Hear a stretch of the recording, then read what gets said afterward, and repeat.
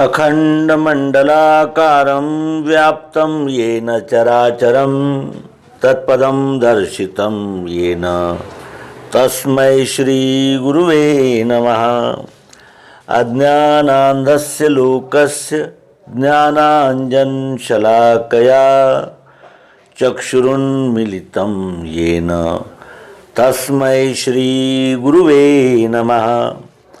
अध्यात्म विश्व विज्ञान यूट्यूब चैनल पर उपस्थित अपने सभी प्रिय मित्रों का हार्दिक स्वागत समादर करते हुए आइए आज विचार मंथन इस शीर्षक से इस अंक में हम ये जानने का प्रयास करें कि अध्यात्म विज्ञान और अध्यात्म से निकलकर आने वाला जो सर्वकालिक बोध है, जो सर्वकालिक सत्य है, वो क्या है।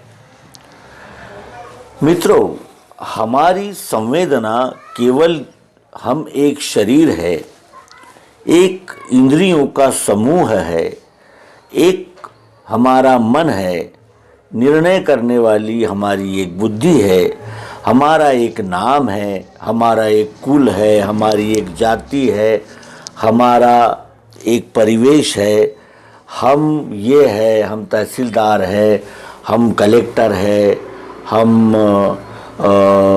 कोई पदाधिकारी है, या फिर हम यानी विभिन्न उपाधियां हम है, ऐसा हम जानते हैं। लेकिन दर्शन शास्त्र, उपनिषद आदि कहते हैं कि तुम एक आत्मा हो। आत्मा ने शरीर धारण किया है और ये शरीर धारण करने वाला जीव जो है वो मूलतः आत्मा है। कुछ समय के लिए ये शरीर प्राप्त हुआ है। इस शरीर को जब ये जीवात्मा त्याग देता है तो वो शरीर नष्ट हो जाता है और यही आत्मा फिर नया शरीर धारण करके फिर लीला करने के लिए यहाँ उपस्थित हो जाता है। अर्थात ये है, कहने का आशय ये है कि ये जो जीवात्मा है ये सत्य है, लेकिन ये जो शरीर धारण करता है ये परिवर्तनशील शरीर इसको व्यक्त होने का माध्यम है और इसका यानी निर्माण होना, कुछ दिन रहना और फिर विलीन हो जाना, इस प्रकार रूपांतरण सतत होता रहता है। ये आत्मा ने शरीर धारण किया है, ये सत्य है, लेकिन आत्मा अविनाशी है, निर्विकार है, स्थायी है, नित्य है, अजन्मा है, पुराना है। लेकिन शरीर विनाशी है, रूपांतरण होने वाला है, सतत परिवर्तनशील है और ये स्थायी नहीं है, इसका रूपांतरण होता है। ये बना है तो इसका विलीनीकरण भी होता है। ये यानी जिसे कहते हैं कि अमर नहीं है, ये अव्यय नहीं है, ये रूपांतरण होने वाला है। और इसके विषय में गीता स्पष्ट रूप से कहती है कि ये वस्त्र की तरह है। जैसे हम वस्त्र बदलते हैं वैसे ही ये आत्मा शरीर बदलता है। आत्मा ने शरीर धारण किया है, शरीर ये वस्त्र है, वस्त्र बदलते रहते हैं, लेकिन वस्त्र बदलने वाला हम नहीं बदलते, हम वही रहते हैं। तो हम सवेरे दूसरा वस्त्र पहनते हैं, दोपहर को दूसरा पहनते हैं, रात में दूसरा पहनते हैं। तो वस्त्र बदलना ये हमारे अख्तियार में है, उसी प्रकार ये आत्मा के अख्तियार में ये शरीर है। आत्मा जब तक इस शरीर की आसक्ति रखता है तब तक ये शरीर को धारण कर सकता है। कुछ लोग ये समझ यानी ये ज्ञान तो उन्हें होता है, लेकिन उनकी जो यानी चेतना है या उनकी संवेदना है या उनका जो अनुभव है वो इससे आगे बढ़ता ही नहीं कि वे आत्मा है। वे शरीर के आगे समझते ही नहीं और शरीर के आगे जानना भी नहीं चाहते और साथ ही अपने आप को सब कुछ जानने वाला यानी सर्वज्ञ मानते हैं। वो ये मानते हैं कि ये शरीर सत्य है और शरीर के जो पार्ट्स है यानी अंग है, जैसे इंद्रियां है, मन है, बुद्धि है, ये सत्य है। शरीर ही सत्य है, शरीर के अलावा कुछ सत्य है ही नहीं। और इस प्रकार का अज्ञान धारण करके वो शरीर में ही अपना अस्तित्व है, शरीर ही अस्तित्व है, इस प्रकार के अज्ञान में फंसकर वो शरीर का ही अनुसरण करते हैं, अपने मनोकल्पित साध्य, महत्वाकांक्षा, मनोरथ, मन की अनुकूलता, इसमें लिप्त होते हैं। कुछ लोग बुद्धि का समाधान हो जाए इस यानी और चलते रहते हैं, कुछ इंद्रियों में ही समाधान मानते हैं। इस प्रकार मनुष्य अपने अपने समझ के अनुसार जीता है।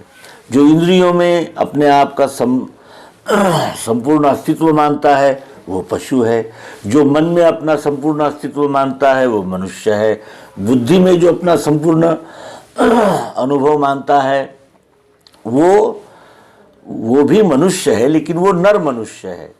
और जो आत्मा में अपना संपूर्णत्व मानता है, आत्मा के अस्तित्व को मानता है, वो नारायण है।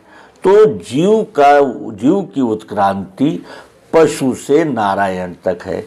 और ये हम पर अवलंबन है कि हम किस स्तर तक अपने आप को जानते हैं, अपने आप को रखते हैं, किस स्तर तक हमारी संवेदना है, क्या सत्य है, ये हम पर डिपेंड करता है। हम इंद्रियों में ही अटके हैं, मन में अटके हैं, बुद्धि में अटके हैं, या इनको पार करके आत्म तत्व के साथ एक रूप हुए हैं। और जो आत्म तत्व के साथ एक रूप होगा वो निश्चित ये जानेगा कि अनेक आत्माओं का समूह ही परमात्मा है। जैसे अनेक कण मिलकर ही कोई वस्तु बनती है, अनेक बूंद मिलकर ही एक तालाब, एक सागर बनता है। इसी प्रकार इन सभी आत्माओं का एकीकरण यानी सर्वव्यापी आत्मा का एक नाम विश्व है, और ये विश्व ही परमात्मा है। परमात्मा का अंश होने से ये जीव भी परमात्मा है। मैं ही संपूर्ण विश्व हूँ, ये सर्वांग योग की घोषणा तब तक हम यानी जिसे कहते हैं उसके अनुभव में नहीं, हम उसका अनुभव हम नहीं ले सकते जब तक कि हम सर्वांग योग में अपने आप को नहीं देख पाते। और सर्वांग योग के द्वारा हम जब तक पिंड ब्रह्मांड की एकात्मता स्वीकार नहीं करते तब तक हम भले ही बातें कुछ भी करें, लेकिन हमारा स्तर केवल इंद्रियां, मन और बुद्धि ही होगा। और इसीलिए हमें आवश्यकता है कि हम आत्मा का अनुभव करें। आत्मा का अनुभव करने के लिए हमें इंद्रियां, मन, बुद्धि इनसे उठकर उस अहंकार जीवात्मा को ये अनुभव करना है कि मैं आत्मा हूँ। आत्मा परमात्मा का अंश है। जैसे परमात्मा अविनाशी अव्यय है, वैसे ही आत्मा अव्यय अविनाशी है। शरीर आता है, जाता है, और इसीलिए इस शरीर का जनेध्यास, इस देहाध्यास से पार हुए बगैर कोई भी आत्म तत्व में स्थिरता प्राप्त नहीं कर सकता। तो ये सत्य है। यही 6 शास्त्रों, 18 पुराणों और 108 उपनिषदों का निचोड़ है। यही हमारे संतों ने कहा है, और यही उनका अनुभव है जिन्होंने इस आत्म तत्व को जाना, समझा। हमें भी उसी मार्ग से चलना चाहिए, और इसी मार्ग पर चलकर हम अव्यय अविनाशी आत्मा के साथ एकरूप हो सकते हैं। और जो अव्यय अविनाशी आत्मा के साथ एकरूप हो जाता है उसके फिर इंद्रियों के जो विषय है, जो मन के मनोरथ है, जो मनोकामनाएं हैं, जो बुद्धि की महत्वाकांक्षा है, ये उसके लिए केवल मैंने एक मार्ग में आने वाले पड़ाव है, ये महत्वपूर्ण नहीं हो जाते। उसके लिए आत्म तत्व में लय को प्राप्त करना या मैं आत्मा हूँ इसका अनुभव करना ही महत्वपूर्ण होता है। और यही एकमात्र ध्येय है जिसे हम अध्यात्म कहते हैं। अध्यात्म विज्ञान सर्वांग योग के द्वारा इसका अनुभव आ सकता है, लेकिन वो भी हम पर ही अवलंबन है। वो भी हमारे यानी जिसे कहते हैं कि विचारों पर, आचारों पर, विश्वास पर और हमारे अनुभव पर आधारित है। इसके लिए शास्त्र और पुराण इनको रटना आवश्यक नहीं है। केवल उन शास्त्रों पुराणों का जो मर्म है सर्वांग योग, उसे जानना ही पर्याप्त है। यहाँ इस अल्प निवेदन को विराम देते हैं। नर्मदे हर सद्गुरु भगवान की जय।